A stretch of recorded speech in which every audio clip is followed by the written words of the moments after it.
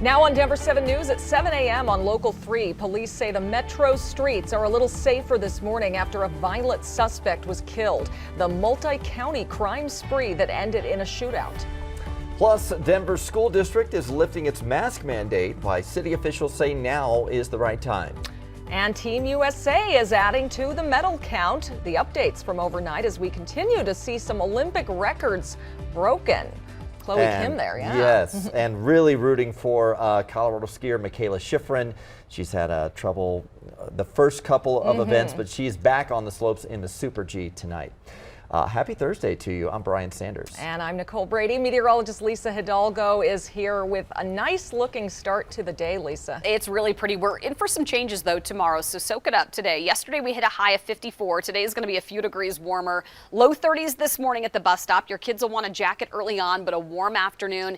Great day actually to bike to school. A little chilly this morning, but as they're heading home this afternoon, nice and mild. 55 to near 60 degrees today. 20s and 30s in the mountains. It's a nice afternoon, but we're tracking a cold front and a change. You're going to find sunshine today, but fast forward to tomorrow afternoon. Early on, we'll start to see some snow developing.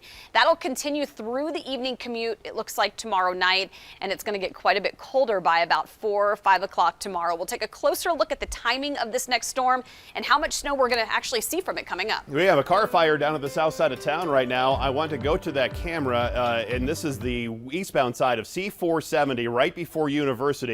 And the folks at the operations center over in Golden, they're the ones that are moving the camera around. And you can see it looks like a Jeep. It's a little blurry right now. Pickup truck? Yeah, it looks like a pickup truck. But you can obviously see the flames. I wish they were zooming out a little bit, and we could see that the flames coming from this thing. Anyway, it's going to be down on C-470. There we go. It's on C-470. Obviously, you can see the front of it is completely engulfed right now. Let's just take a look at the map, exactly what we're talking about. Right down here, C-470 at University. So the fire department is on the way, and we're going to have some lanes blocked, and that will slow you down. Dad Clark, get you around it. Highlands Ranch Parkway, getting on over to Quebec and get you around it. The rest of the drive is pretty heavy, and some of the usual spots have that stalled out or that broken down garbage truck that's still being cleaned up. Still about 20 minutes out there to the west side of town. And the rest of the drive, pretty typical stuff across town. Well, a violent crime spree that stretched nearly a week across 2 metro cities is finally over. The suspect died after a police shooting last night. Colette Bordelon joins us live from where this all ended in Centennial near South Parker Road and Broncos Parkway. Yeah, Aurora police say the man that was shot and killed is Jose de Jesus Montoya Villa. They assume he was trying to escape. He was wanted for first-degree murder. They believe he's the shooter who killed a woman inside of an Aurora church last week. This all started yesterday just before 4 in the afternoon in Aurora when police say Montoya Villa started shooting in a parking lot, hitting a 26-year-old man. That man is hospitalized now but expected to survive. Police say Montoya Villa then stole a car, crashed it, robbed a liquor store. We don't know if anything was actually taken yet, before he stole another car while pointing a gun at the person who was driving it. Montoya Villa was spotted in that stolen car in Centennial by police who pulled him over. There were more shots fired and the suspect died at the hospital.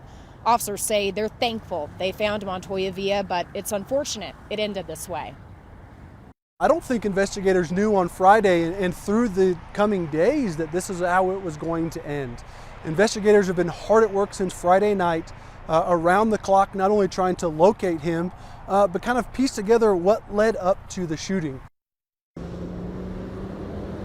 The Aurora police chief says she's relieved none of her officers were hurt during the chase. She also says they stopped a dangerous criminal from further victimizing the community. Now, the officers who opened fire are on leave. That's typical in these kinds of cases. They were wearing body-worn cameras at the time. That footage will be used in the investigation going forward. Live in Centennial this morning, Colette Bordelon, Denver 7.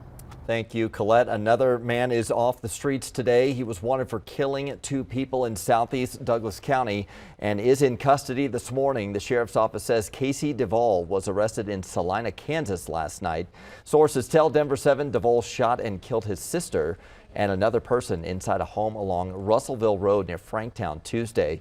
Investigators did not say what the motive was. Friends and family will say their final goodbyes to the 5-year-old boy killed in an Aurora apartment fire intentionally set by a neighbor. Funeral services for Abner Salmarón Bautista Jr. will be held today. Last night, the community gathered at La Machaca restaurant on East Colfax for a benefit dinner, and the proceeds will go to Abner's family as they pay for his funeral. La Machaca will also hold another benefit tonight from 5 to 8 p.m. The Table Mesa King Soopers in Boulder will be open for its first full day today after being closed since the mass shooting there last March. It was an emotional day yesterday as the store officially opened its doors to the community. Hundreds gathered for a ceremony honoring the 10 Coloradans killed in that shooting. I'm still crying. Very emotional. I got flowers and I put them against the wall there. I said I would be here for this grand opening to let them know that we're 100% behind them. We pick up and we persevere.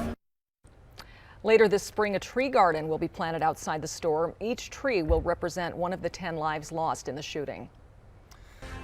A protest over vaccine requirements and COVID restrictions might disrupt Sunday's Super Bowl. Homeland Security issued a warning that a convoy of truckers could impact the game in LA. The agency has received reports of drivers planning to potentially block roads in major U.S. cities.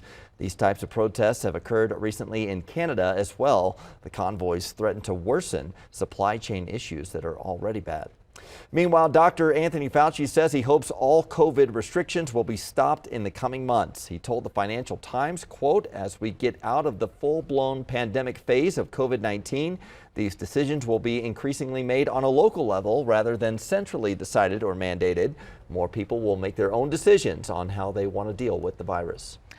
Denver Public Schools is dropping its mask requirement. It announced the rule will end officially at midnight on February 25th. Denver's mayor calls the move a viable step with COVID cases falling and the city's vaccination rate above 80% for people 5 and older. The White House and CDC, however, are still urging students, teachers, and parents to wear masks in schools regardless of their vaccination status. And Denver Public Schools is also considering later start times. This won't happen right away, but Denver 7's Veronica Acosta joins us. And Veronica, really, this is all about improving kids' health. It is, and come next year, teens will be getting some more sleep. Well, at least that's the hope with DPS's healthy start times. Denver Public Schools actually introduced this concept back in 2021, so last year, following a Board of Education's resolution. And here's the plan. All DPS middle and high school students will start no earlier than 8:20 in the morning, and this is all in order to support healthier sleeping habits in teenagers. If you're wondering, some of those start times for those middle and high schools, they start as early as 7:40, so they'll get about 40 minutes extra sleeping time. And that's all to support that academic performance and the overall physical and mental health of teens. Sleep is critical for our students' mental and physical health. And we know that our adolescent students are not getting enough sleep. We have the power with our start times to help students catch up on that sleep deficit. And I bet the big question for a lot of you this morning is, when can I set my teen's alarm clock? Just a little bit later. You're going to have to wait a little bit longer for that, though. The district's plan is to enact this change in the fall of 2023. In studio, I'm Veronica Acosta, Denver 7. Thank you, Veronica. Well, nearly 8 years after it closed, Denver's MONTBELLO High School will reopen this coming fall. Although improvements are still in the works, the community is invited to the school tonight to see the designs for a remodel and learn more about the classes, athletics, and more that will be offered there. The thing that excites me the most is MONTBELLO has a storied tradition. It is such an amazing place with such rich history, ties, and connections to the community. That I'm really excited for the legacy of MONTBELLO to be reborn in a new, exciting fashion. What we keep hearing is this desire to really have MONTBELLO High School back as a central hub to the community. So tonight's open house is at MONTBELLO High School from 6 to 8 p.m. Today, Colorado lawmakers will talk about adjusting who investigates wildfires. Right now, it's just local fire departments and governments, but a proposed bill would require the state to investigate fire causes. A Senate Committee for Agriculture and Natural Resources will debate the bill today. This afternoon, Boulder County will award the contract to clean up debris from the Marshall fire. Investigators haven't made their conclusion on it yet, but they are looking into an abandoned coal mine fire as a possible cause. It comes as the federal government is giving Colorado nearly $10 million for abandoned coal mine fires. The Department of the Interior says that money is part of the government's plan to clean up these sites over the next 15 years. Well, you have another option to order animal style today, where Colorado's 5th In-N-Out is opening. And support is growing for Colorado's Michaela Schifrin as she returns to the slopes today, the boost she's getting from her fellow Olympians.